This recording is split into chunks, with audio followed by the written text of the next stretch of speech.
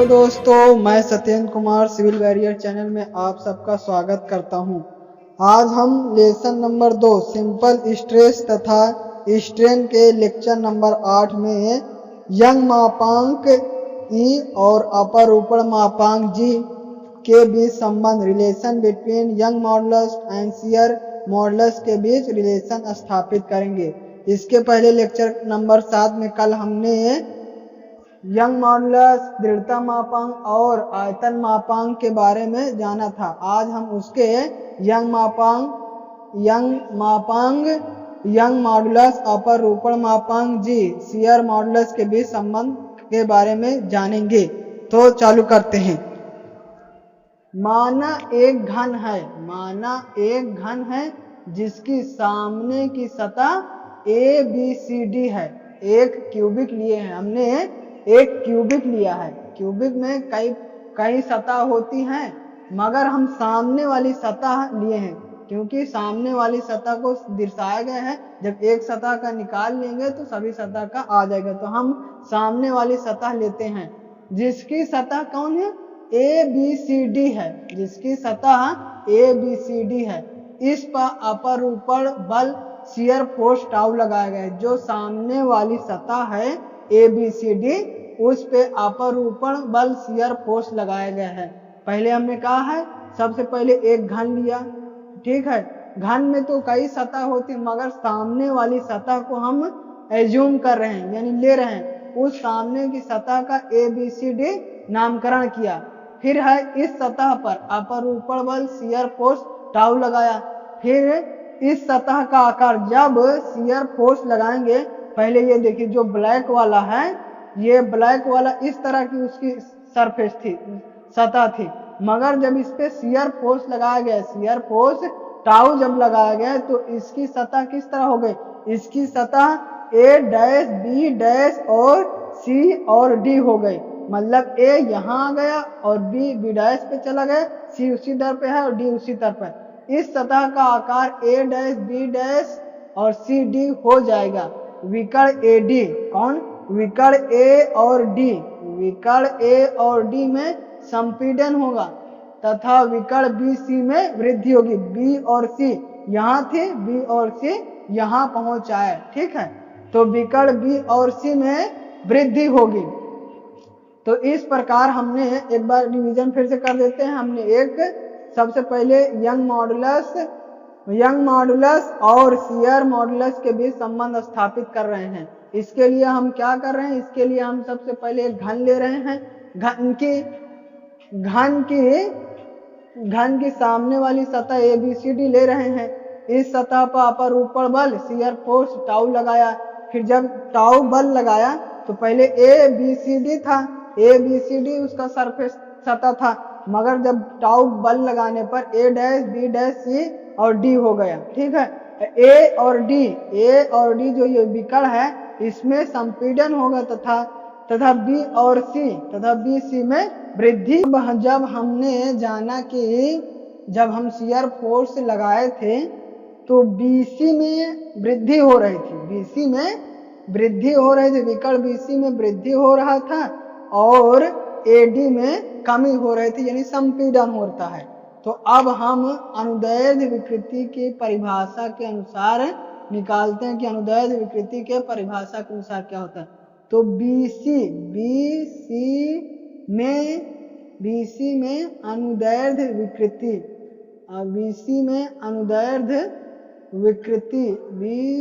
में अनुदैर्ध्य विकृति क्या होगा?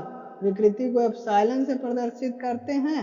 एप्सिलॉन बराबर, कुल मिला के एप्सिलॉन बराबर होगा, परिभाषा क्या होती है अनुदैर्ध्य विकृति की? विकृति होती है कि यानी बढ़ी हुई लंबाई तथा वास्तविक लंबाई के अनुपात को ही विकृति कहते हैं। तो हमारी वास्तविक लंबाई क्या है? BC है, और बढ़ी हुई लंबाई हमको यही ज्यादा लगता है कि ये है, तो इस पे से जितना बढ़ती है 90 अंश कोण खींच लेते हैं। क्यों खींचते हैं? हम जानते हैं किसी रेखा से 90 अंश खींची गई कम से कम दूरी होती है। जब किसी रेखा पे बनाएंगे 90 अंश तो वह कम से कम दूरी होगी, तो इससे ये कम से कम दूरी लिए, तो अब जितना ये बढ़ा रहेगा उतना, और फिर वास्तविक वाली तो क्या है बड़ा हुआ क्या होगा बी डैश और एम अपान वास्तविक लंबाई बी सी। ठीक है, जब हम ये अल्जेब्रिक के रूप में आ गए यानी ABCD के रूप में आ गए, तो अब हमारा लक्ष्य रहेगा, हमारा यही लक्ष्य रहेगा कि अब इस अल्जेब्रिक को हटाएं, कांस्टेंट के या फिर किसी पद में लाएं। तो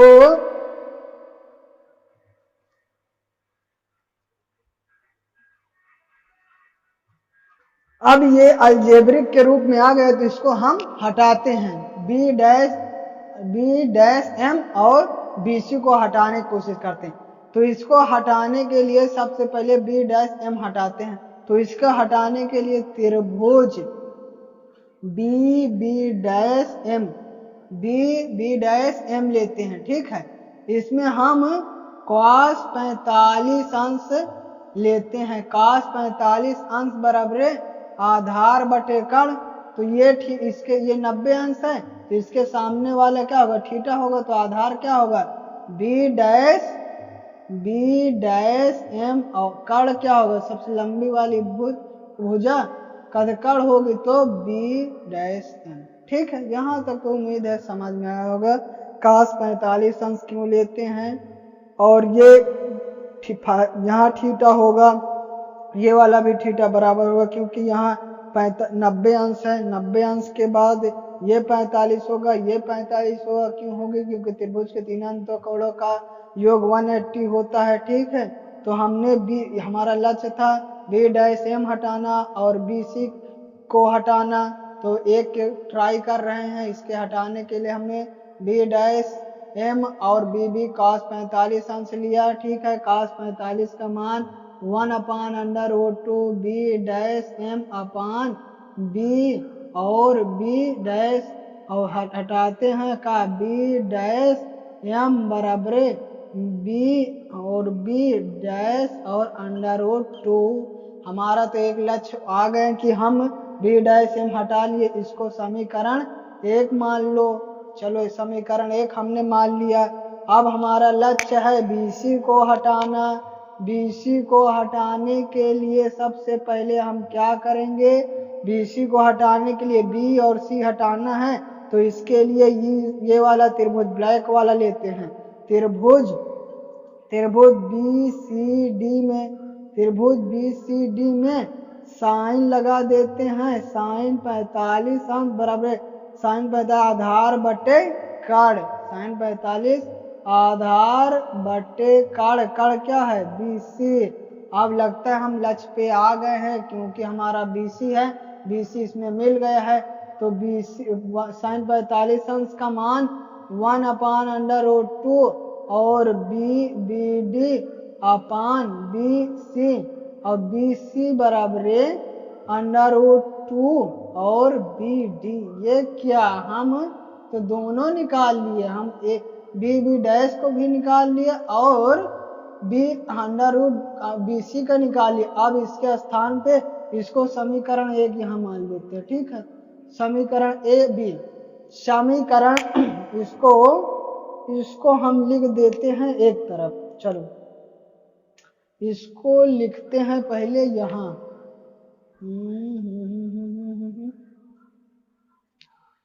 बी डैश एम बराबर बी डैश अपान √2 और ये। ठीक, तो समीकरण A व B से, समीकरण A व B से अब यहाँ लिखते हैं समीकरण 1 में A व B का मान रखने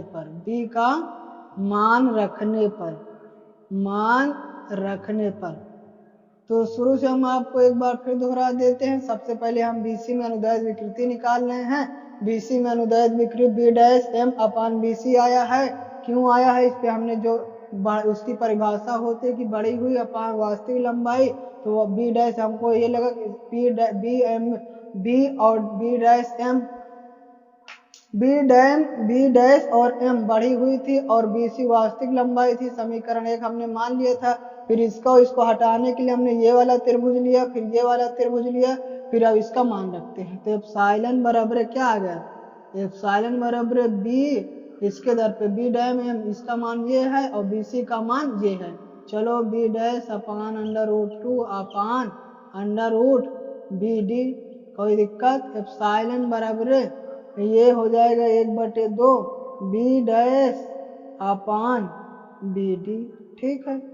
अब इसको मानते हैं समीकरण सी, समीकरण सी मानते हैं, समीकरण सी। अब उम्मीद करते हैं कि कुछ तो हट गया। 1/2 कांस्टेंट हम प्राप्त कर लिए, मगर अभी वेरिएबल तो है ही है। वेरिएबल का है बी और बी डैश, वेरिएबल अभी बाकी है। चलो इसको वेरिएबल को अब हटाते हैं। अभी जब तक नहीं हटा लेंगे तब तक हम लोग मानेंगे नहीं, ठीक है। तो चलिए इसको हटाने की कोशिश करते हैं।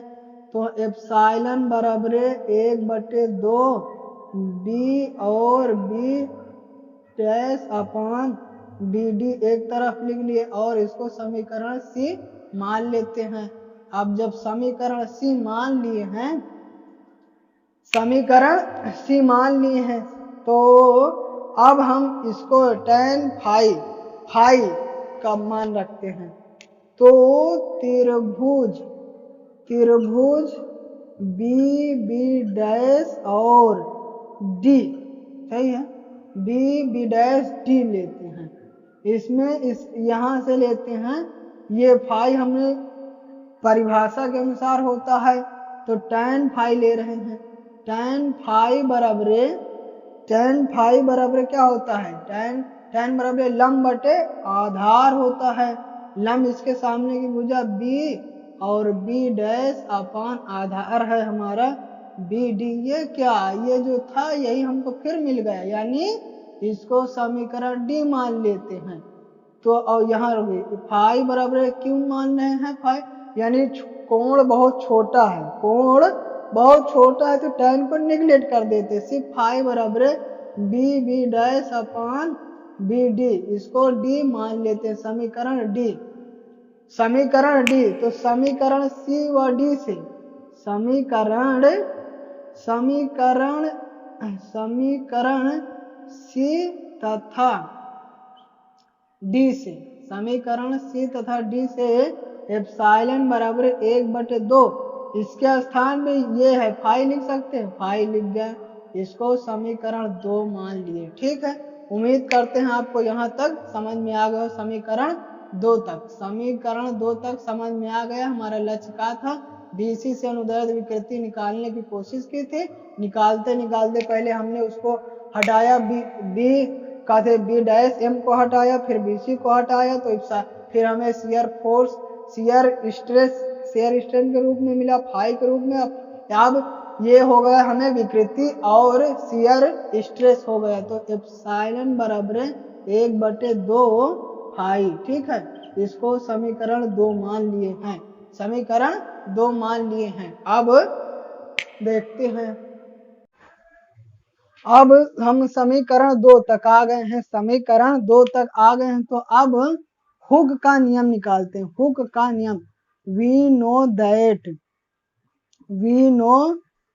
दैट हुक का नियम क्या कहता है, प्रतिबल प्रोपोर्शनल टू विकृति को एप्सिलॉन से प्रदर्शित करते हैं। तो जब इसको हटाएंगे तो हमें एक कांस्टेंट मिलेगा एप्सिलॉन, और फिर एप्सिलॉन बराबर सिग्मा अपान ए, ठीक है। ये हो गया, हुक का नियम है। तो अब निकालते हैं हम, ये हुक का नियम है। हुक का नियम के बाद BC ये है, BC में विकर्ण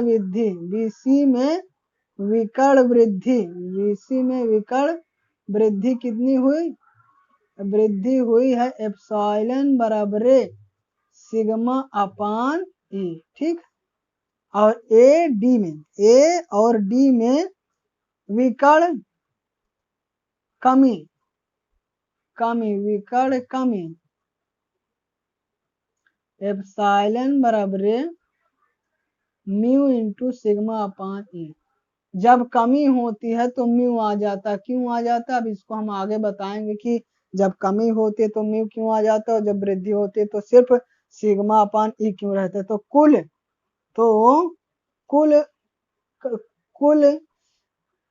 कुल स्ट्रेन यानी विकृति, कुल विकृति कितनी हुई, क्योंकि वो एक में तो कम हो रहा है एक में घट रहा है, तो कुल विकृति बराबर दोनों को जोड़ देते हैं, ये और ये और ये और ये, ठीक है। अब एप्सिलॉन बराबर सिग्मा अपान ई कॉमन ले लेते हैं 1 प्लस म्यू, ठीक है। 1 प्लस म्यू ये हो गए और ये समीकरण हम मान लेते हैं, समीकरण हम 3 मान लेते हैं, ठीक है। यहाँ तक उम्मीद करते हैं आपको समझ में आएगा। बस हुक का नियम लगाए हैं, बस हुक का नियम के अनुसार पहले वाले में वृद्धि हो रहे थे तो सिग्मा अपान ई ही होगा, और जब उसमें कमी हो रहे थे तो म्यू इंटू सिग्मा अपान ई होगा, ठीक है। तो समीकरण 2 समीकरण लिख लेते हैं म्यू बराबर सिग्मा ई और प्लस 1 प्लस म्यू सिग्मा 3, ये हो गया 3। अब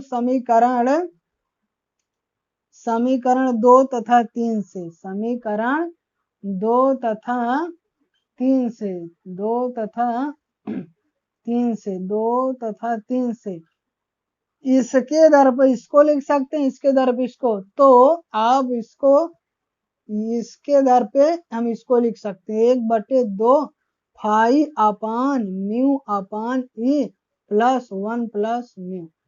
अरे इसके बराबर इसके, तो इसको यहाँ उठा लेंगे कुल मिला के इसको, समीकरण 2 तथा 3, तो ई बराबर हो जाएगा आपका 2 सिग्मा इंटू फाई बराबर 1 प्लस म्यू, ठीक है।